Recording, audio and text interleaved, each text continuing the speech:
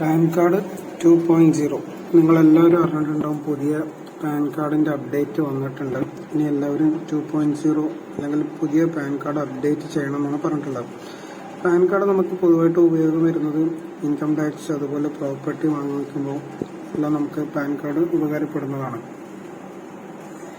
Pan card തന്നെ രണ്ട് വിധത്തിലുള്ളത്. ഒന്ന്, ഒറിജിനലായിട്ട് നമ്മൾ ഫോമെല്ലാം ഫില്ല് ചെയ്തിട്ട് UTI അല്ലെങ്കിൽ NSDL വഴി നമ്മൾ ഓൺലൈൻ വഴി അപ്ലൈ ചെയ്തിട്ട് ഒറിജിനൽ പാൻ കാർഡ് ഉണ്ട്. പിന്നെ ഒരു പാൻ കാർഡ് ഉണ്ട്. നമ്മൾ ആധാർ കാർഡ് വഴി ഇൻകം ടാക്സിൻ്റെ സൈറ്റിൽ കയറിയിട്ട് OTP വെച്ചിട്ട് നമ്മൾ എടുക്കുന്നതാണ് പാൻ കാർഡ്.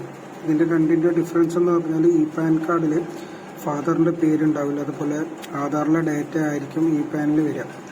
അപ്പോൾ എത്രയും നിങ്ങൾ പാനാണ് ഉപയോഗിക്കുന്നതെങ്കിൽ ഒറിജിനലിലേക്ക് അപ്ഡേറ്റ് ചെയ്യുന്നത് നല്ലതായിരിക്കും. പാൻ ഇപ്പോൾ പാസ്പോർട്ടൊക്കെ അപേക്ഷിക്കുമ്പോൾ പാൻ എടുക്കുന്നില്ല.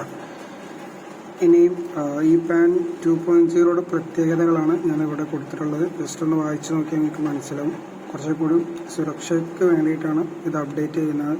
അതുപോലെ സേവനങ്ങളും കാര്യങ്ങളൊക്കെ ഒന്നുകൂടി എളുപ്പത്തിലാക്കാൻ വേണ്ടിയിട്ടാണ് ഈ ഒരു അപ്ഡേഷൻ വരുന്നത്.